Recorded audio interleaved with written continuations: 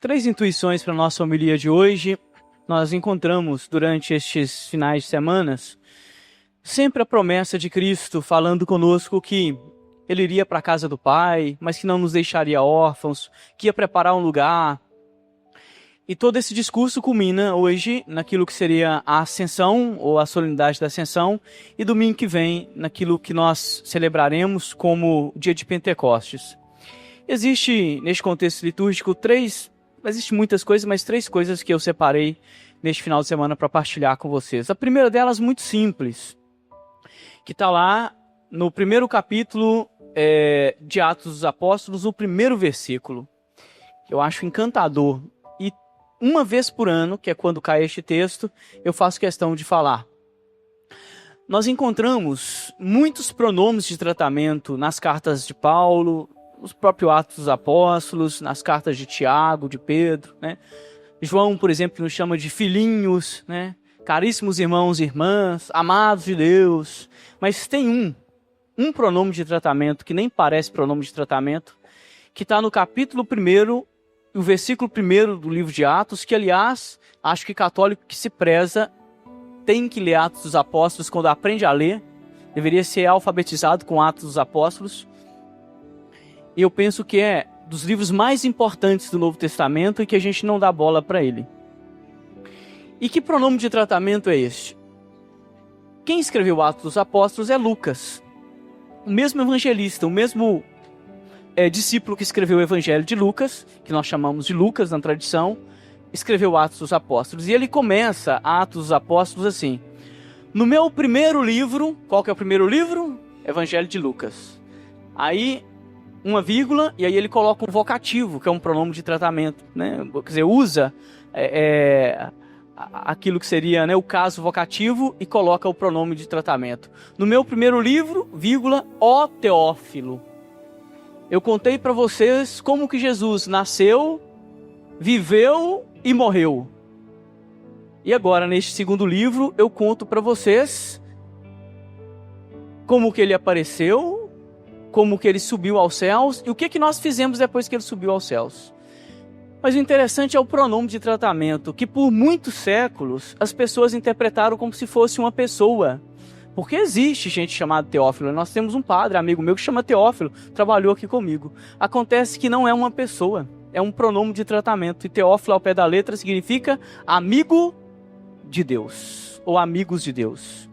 Então eu quero começar a homilia com este pronome de tratamento bonito que está lá no capítulo 1, versículo 1 de Atos dos Apóstolos. Nós somos chamados pelo evangelista Lucas de amigos de Deus. Responsabilidade grande, não é verdade? Tem muita gente amiga do capiroto por aí, agora de Deus não sei. Eu acho que a gente devia sentir até um pouco de medo. Alegria e medo de sermos chamados de amigos de Deus. É muita responsabilidade.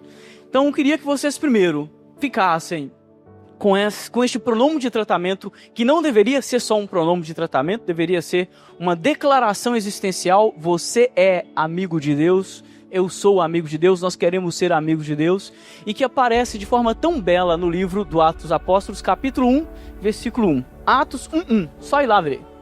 Então, quando vocês lerem este texto, que tiver lá, ó Teófilo, não está falando para uma pessoa, está falando para a comunidade cristã, ou seja, para cada um de nós. Grande responsabilidade nos coloca este pronome de tratamento, que para mim é o mais bonito que existe. Assim, ser chamados de amigos de Deus, né, é uma coisa tão forte, né? Sou apaixonado com este texto. E aí ele narra a história. Depois de chamar a gente de amigo de Deus, ele vai falar, ó,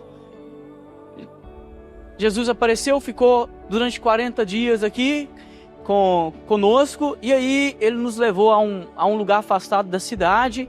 Lá ele deu as últimas instruções que nós ouvimos no Evangelho de Mateus, e de fazer discípulos meus todos os povos batizando, em nome do Pai, do Filho e do Espírito Santo. Ouviram, né? E aí, de repente, ele foi elevado aos céus. E claro, qual que é a atitude de quem está vendo um fenômeno místico deste? A gente não vai ficar olhando para baixo, vai? Qual que é a nossa atitude? Boca aberta, espantados e encantados, olhando Jesus subir. E tá lá, capítulo 1, versículo 11, agora Lucas narrando que aparece dois homens vestidos de brancos, de branco, que nós interpretamos que são 2 anjos, que vai dar um puxão de orelha nos discípulos. E esse puxão de orelha, ele é para nós também. E o que diz esses 2 homens?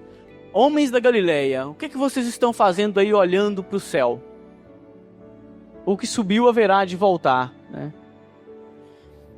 É como se ele dissesse, vocês não tem nada para fazer em casa, não é? Não tem roupa para lavar, não tem comida para fazer, não tem evangelho para pregar, não tem catequese para fazer, não tem texto para rezar, não tem caridade para fazer, não tem igreja para construir, não tem nada para fazer, não? Por que vocês estão olhando para o céu? Esqueceram da missão que acabaram de receber? Eu acho fantástico esses 2 versículos, Atos 1:1 e Atos 1:11.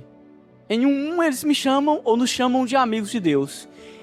Em 1:11 ele vai recordar que essa amizade não é uma amizade para ficar olhando para cima, que essa amizade é uma amizade concreta. Não é assim, não é isso que a gente reclama dos nossos amigos? A gente não reclama? Amizade só de nome eu não quero. Na hora que o bicho pega mesmo você some. Não é assim que a gente fala? A gente não quer uma amizade concreta? Pois é essa amizade concreta que hoje Lucas coloca pra gente. Nos chama de amigo de Deus no início, mas lá no versículo 11 ele puxa a orelha. Essa amizade, meus irmãos, não é amizade de ficar olhando pro alto, não.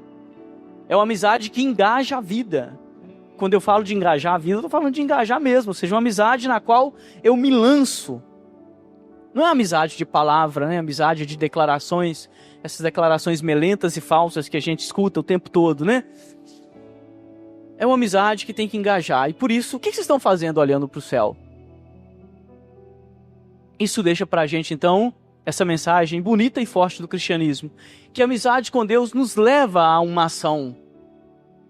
E essa ação, que parte da graça de Deus e do Espírito Santo em nós, ela tem tudo a ver com aquilo que Jesus nos deixa no Evangelho. Desde o mandato do amor ao próximo até a pregação do Evangelho e aquilo que seria mesmo a nossa convivência fraterna. Então, ser chamado de amigo de Deus tem implicações. Eu não posso levar essa amizade de qualquer forma ou simplesmente abraçar essa amizade como se fosse a amizade platônica, né? O pessoal fala do amor platônico, né? O amor platônico é aquele que nunca se realiza, o objeto está longe e eu só o admiro. Também existem umas amizades platônicas na qual eu nunca me engajo. No caso do cristianismo, não. A amizade com Deus, ela requer engajamento. Ponto. Último ponto da homilia, o terceiro ponto. Se alguém perguntar para vocês assim, olha, vocês que são cristãos são estranhos demais, acreditam no homem que se encarnou, que morreu, ressuscitou, dizem que ele apareceu, depois subiu aos céus, e aí vocês falam da presença deste homem o tempo todo pela graça do Espírito. Mas onde este homem está presente, né? Se um não cristão perguntasse para vocês sobre a presença real de Cristo na vida do nosso povo, qual seria a nossa resposta? E a nossa resposta é a resposta segundo a nossa tradição. Que eu falava com uma amiga agora, antes da missa, com uma querida amiga, e ela está me ouvindo e saiba que você é querida por mim. Eu falava com essa querida amiga que a nossa tradição é muito rica e que às vezes nós, por ignorarmos essa tradição, ficamos aí peneirando camelos, não é isso? Aliás, né? Peneirando moscas, né? E engolindo camelos. Então, segundo a nossa tradição, a presença de Cristo se dá pelo dom do Espírito Santo derramado em nossos corações, que se manifesta de forma concreta na vida da igreja em 3 dimensões. Primeiro, Cristo está presente na sua palavra, e o Verbo se fez carne e habitou entre nós. Então, a presença de Cristo viva está na palavra de Deus. Quem negligencia a palavra, negligencia o próprio Cristo. Por isso que o padre fica lá o tempo todo, olha, vamos ouvir a palavra, vamos ler a palavra. Não leitura literalista, que isso mata, isso é burrice. Leitura crítica das Sagradas Escrituras e, ao mesmo tempo, crítico espiritual, porque tem que ter mística. Se não tiver mística, a gente transforma o texto bíblico numa crítica literária. Eu não estou querendo críticos literários aqui, não. Com Dostoiévski, Machado de Assis, essa de Queiroz, vocês fazem crítica literária. Com a Bíblia, a nossa crítica literária, ela passa pelo viés da mística. Então não se trata de crítica literária. Acolher a palavra de Deus porque ele está presente aí. Até porque tudo foi feito por meio dela, não é isso? Fiat Lux e a luz se fez. Então a primeira presença. A segunda presença de Cristo, real, na comunidade, onde 2 ou 3 estiverem reunidos, eu, ou ainda, o que vocês fazem com um desses pequeninos, vocês estão fazendo com quem? Isso é tão sério, que isso entra no nosso ministério. Eu não posso celebrar a missa só para mim, sabia? Não posso levantar de manhã e falar assim, não, hoje eu estou com vontade de celebrar uma missa para mim, abrir o missal e falar, né, vou celebrar uma missa hoje só para mim. Eu não posso. Porque eu tenho que ter uma comunidade. E eu fui tirado da comunidade para servir a quem? A comunidade. Eu não posso dar absolvição para mim. Imagina que maravilha, né? Se eu mesmo pecasse e falasse, né? Eu me absolvo em nome do Pai, do Filho e do Espírito Santo. Tiago capítulo 5 não me permite fazer isso. Confessai-vos uns aos outros os vossos pecados. Está lá. Tiago capítulo 5. Vocês vão encontrar essa narrativa bonita a partir do capítulo 11. Eu não posso falar, eu me absolvo dos meus pecados em nome do Pai, do Filho e do Espírito Santo. Nem sequer eu posso dar a unção dos enfermos para mim mesmo. Tem que ter um outro padre que dá essa unção dos enfermos. Porque Cristo está presente na comunidade. E a última, entre aspas, presença de Cristo na Eucaristia. Tomai e comei, este é o meu corpo. Tomai e bebei, este é o meu... Pegadinha. Qual que é a maior delas? Vou acender uma fogueira ali fora, hein? Para queimar uns hereges aqui. Qual que é a maior delas? Não existe maior. E esse é o grande desafio. Tem muita gente que pensa que a presença real de Jesus na Eucaristia é maior do que a presença na palavra. Não existe Eucaristia sem palavra. Não existe Eucaristia sem comunidade. Como não existe comunidade sem palavra e sem Eucaristia. Como a palavra nos entrega a Eucaristia e a comunidade. Cuidado, viu? Porque tem muita gente por aí, por ignorância, colocando no hierarquia. Não existe. Nós nos reunimos em comunidade. O que vem primeiro? Liturgia da palavra. Se não tem liturgia da palavra, não tem liturgia da Eucaristia. Essas 3 presenças são as formas pelas quais Cristo habita o mundo. E termino dizendo, habita o mundo porque Ele não nos deixou órfãos. Este mundo não está entregue ao poder das trevas. Amém? Um amém muito baixo. Amém? Existe trevas? Existe. E não fica olhando para o irmão do lado pensando que ele é a treva, não, que de repente você é a pequena treva.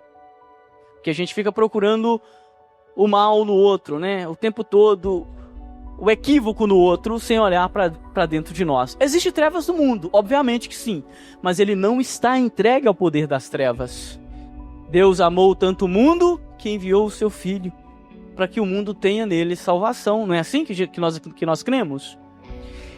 Qual é a nossa missão? A nossa missão, como filhos da luz, é justamente, através da palavra, da comunidade da Eucaristia, dissipar as trevas que habitam o nosso coração e que habitam o mundo. Peçamos ao Senhor, prezados irmãos e irmãs, que Ele nos conduza a partir dessa meditação, que nós possamos sentir e celebrar a Sua presença nessas 3 dimensões, na escuta da palavra, no amor ao próximo e na contemplação, e não somente na contemplação, mas na partilha do pão que faremos daqui a pouco. Louvado seja o nosso Senhor Jesus Cristo.